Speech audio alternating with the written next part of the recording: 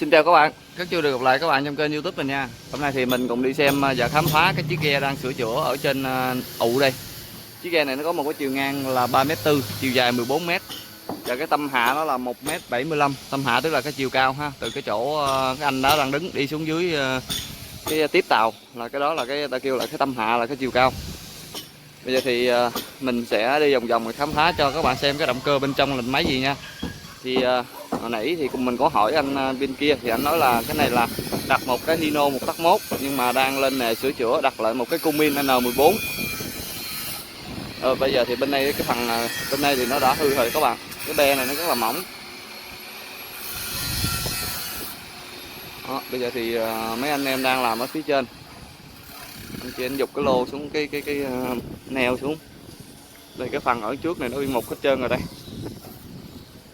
Ê, như cái lô này nó bằng bê tông hả anh? Cái này là cái lô đây các bạn. Thì ngày xưa chỗ này nó bị gãy. Đó, cái đó nó bị gãy ha. Rồi người ta đưa một khúc bê tông, đổ bê tông vô đây là cái đầu tàu bê tông. Đồ, nào giờ mình mới biết luôn ha. Cái ghe đầu tàu bê tông đây các bạn. Đây nữa nè. Độc nhất vô nhị luôn. Dạ. Đó. Không phải bằng đổ bằng bê tông luôn mới ghê chứ. Mà thấy không?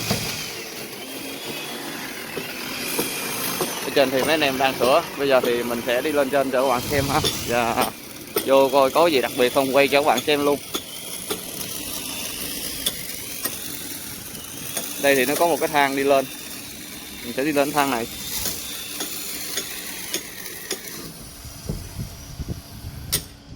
Ghe này cũng mùi lắm rồi. Đây có mấy cái hầm đây, ở trên ghe đây. Trên bon tàu đây. Wow, mấy con bù lon này thịt nó nhọn dữ người ta. Ồ, cái đó nó một cái gì chú Tư? Một cái này đi không khéo là dễ té dữ lắm nè các bạn.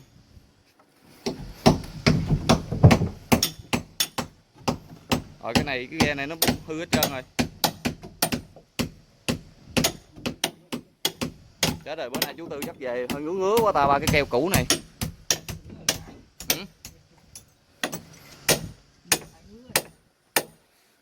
Cái này nó khó chỗ là ba cái keo cũ này nó ngứa lắm các bạn ơi. Mình quay bữa nay giờ mình cũng phải bị ngứa đây. Ba cái keo cũ này nó ảnh hưởng lắm. Quay đâu có sao. Hồi con cũng bị ngứa, con bị ngứa mấy lần rồi đó. Cái chỗ đó có hư hết trơn á ta. Mấy bù lon này như cái chĩa hết trơn. Mình kia đang tháo ra. Giờ mình chịu không nổi rồi, mình sẽ đi mới được. Đi vô cho các bạn xem cái hầm máy bên trong. Nó ngứa lắm các bạn ơi. Tội nghiệp mấy chú mấy anh làm cái đó lắm.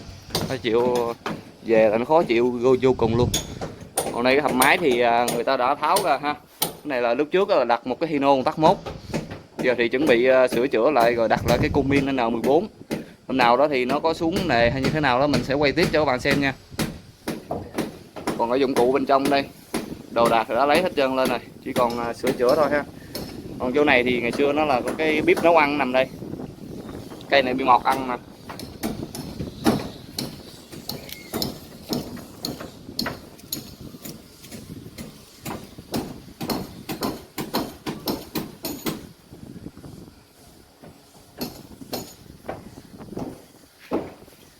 Giờ đi vô đây tiếp cho các bạn xem chút xíu nữa nha. Không biết cái gỗ này là gỗ gì nữa.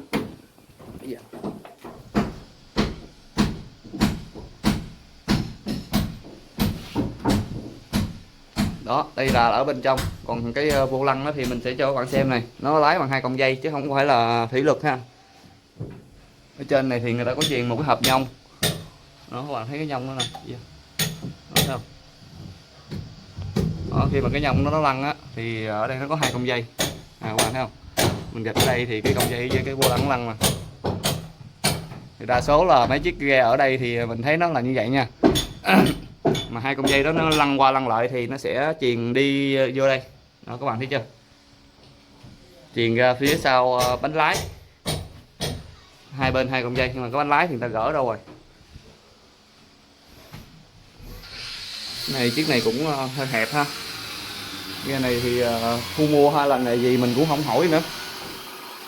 Bây giờ thì mình sẽ đi xuống dưới cho các bạn xem. Và ở chỗ ở phía sau bánh lái nha. Đi lên trên lại. Ghe này thì chắc mình nghĩ nó có tuổi thọ cũng mười mấy 20 năm rồi đó. Ấy dạ. Thấy nó cũng mùi mùi vậy nè, ba keo dợp hết trơn rồi các bạn nè. Bù lon xét ăn hết rồi, dấu đinh của đống keo mà nó lủng lỗ như cái tàn ong này nè các bạn ơi. Cái này là cái tên hiệu nè, chiếc này ở ngoài Hòn Sơn Tế nha. Này trên cabin này thì cửa sổ nè. Bây giờ rồi mới đụng vô cái muốn sức luôn hả? Cái này chắc là người ta đền quá. Wow, đây có này đà lạ thôi. Trong một chiếc ghe mà tháo có bao nhiêu cái quanh nước đây các bạn. Còn hơn cái tiệm vật liệu bán đồ nữa ha. Đó. Bên kia có cái ly hương nữa kìa. Qua có cái ly hương. Ồ, có vỏ điện thoại nữa. Đây hộp ga nha. Đó, cái này ga nè. Có thuốc, điện thoại. Rồi, đây nữa nè. Đây là hệ thống điện quá hiện đại. Thôi giờ mình sẽ đi trước để cho các bạn xem tiếp cái đuôi ở sau nó là cái gì và cái ở xung quanh nó ra làm sao nha. Thang này nó bị cong nè. Yeah. Đây cái này là cái lơ ký nè, cục ngủng à. Ba này bị hào thơm đóng các bạn, rồi cho nên người ta sủi ra hết rồi bởi nó sạch như đó, chứ lúc mới lên ghê lắm. Đây là cái láp và cái lỗ mà nãy mình ở trên hầm máy đó, nó chân vịt nó ra đây ha. Chỗ này lúng quá. Chỗ này là bánh lái nè, bánh lái nó chìm xuống đây đây, cái lỗ bánh lái trên đó, lỗ một cái trơn rồi các bạn ơi. Cái này nè, bấm cái lủng. Keo này thì lắp chắc mình nghĩ rất là mỏng. Đây, còn cái keo lắp xíu xíu à. Chưa được 5 gem đâu, cũng dày dày đỡ đỡ, chưa được, còn chút nữa mới được. Cũng hơi dày mình không biết được nhiêu, nó thấy cũng dày dày. Quá trời bụi ở phía trước rồi. Bây giờ đi qua bên đây nha, tại chỗ đó bụi quá không dám lại. Chết rồi, bữa nay mấy anh với mấy chú này về chắc no luôn quá. Mùa hổm mình bị thêm một lần nó ngứa một cái kinh khủng, lít chích giống như là có cái gì đó vậy đó. Nó là ba cái sợi thủy tinh đó, ba cái keo đó. Các bạn thấy không?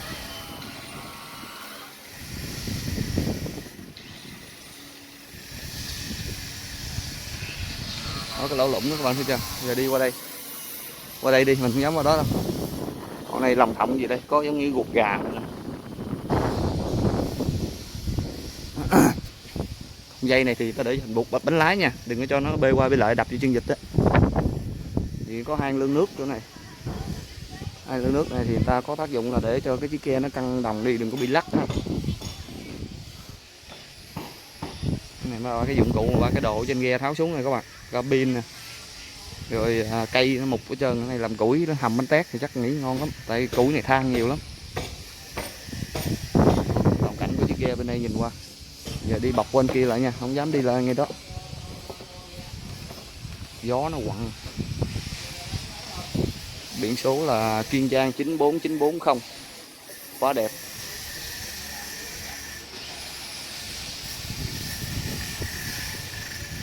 Nó đây là đầu tàu quá hiện đại. Dạ. Ở chỗ đó nó có 2 bù lon chỗ đó rồi các bạn thấy chưa? 4 bù lon đó là nó buộc vô cái tiếp tàu đó, là cái đầu tàu đó là cái lô á. Để mình lại đây mình cho các bạn xem cái be nó khoảng mấy phân ha. Ui.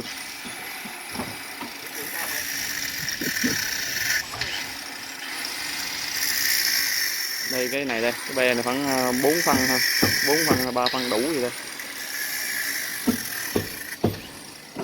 Gỗ này mình không biết gỗ gì nữa. Cái này mấy cái phi mà để người ta bắt đi lên nè. Rồi chắc có lẽ là cái video mình tạm dừng tại đây nha. Hôm nào đó chiếc ghe này nó có xuống nề hay là nó chạy thử thế nào đó đặt máy thì mình sẽ quay cho các bạn xem tiếp nha. Rồi xin chào tạm biệt, hẹn gặp lại các bạn trong những video tiếp theo của mình.